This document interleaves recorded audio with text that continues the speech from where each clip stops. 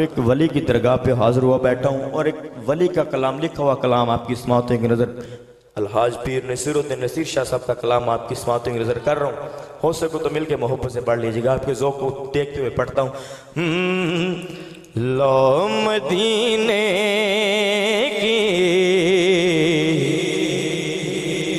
تجلی سے لگائے ہوئے ہیں.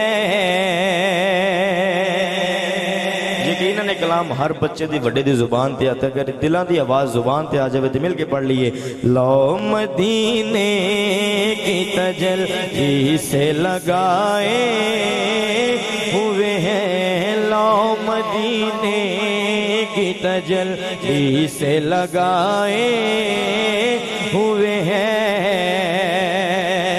کہ لو مدینے کی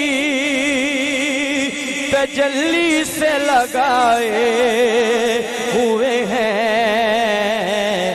دل کو ہم لائے انوار بنائے ہوئے ہیں. دل کو ہم لائے انوار بنائے ہوئے ہیں.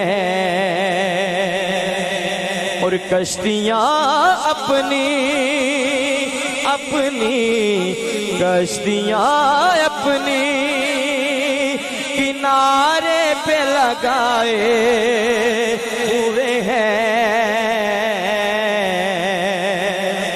کہ کشتیاں اپنی کنارے پہ لگائے ہوئے ہیں.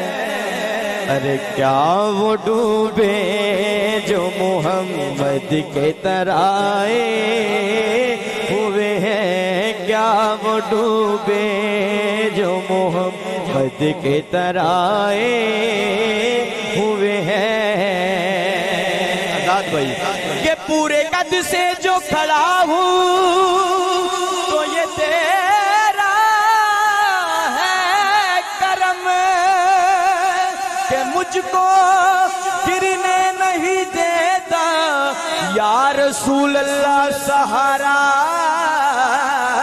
تیرا کیا وہ ڈوبے جو محمد کے ترائے ہوئے ہیں. کیا وہ ڈوبے جو اور حاضروں ناظروں نورو بشرو غیب کو چھوڑ کہ حاضروں ناظروں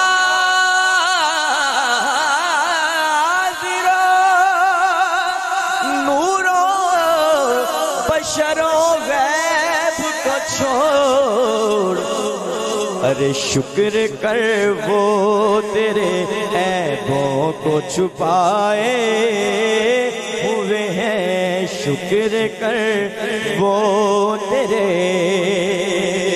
کہ آج جو عیب کسی پر کھلنے نہیں دیتے ارے کب وہ چاہیں گے میری حشر میں رسوائی ہو. شکر کر وہ تیرے عیبوں کو چھپائے ہوئے ہیں. جڑا بندہ تے حضور دی درگاہ تو ہو کے آیا نا تے جدو جالیاں کول بندہ جاندہ ہے تے ہاتھ نہیں لان دیندے. الحمدللہ حضور دا کرم ہے. میں منظر سارا دیکھ کے آیا ہوں تے جدو جالیاں کول جاؤ تے پیچھا نو کر دینے کی پیچھا ہونے لگا. تاجدار ملت نے کلام لکھیا تو شعر لکھیا کی فرما دینے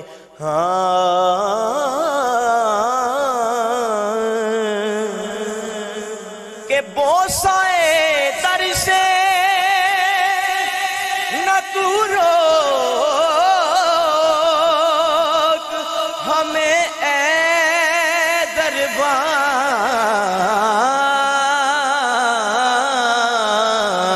دربان کہ بوسائے در سے نہ تو روک ہمیں اے دربان کچھ بھی ہے دور سے دیدار کو آئے ہوئے ہیں۔ اور میرا یہ وجدان کہتا ہے کہ ایسے پڑھوں کہ ہے گناہگار مگر دور سے آئے ہوئے ہیں، لو مدینے کی تجلی سے لگائے ہوئے ہیں۔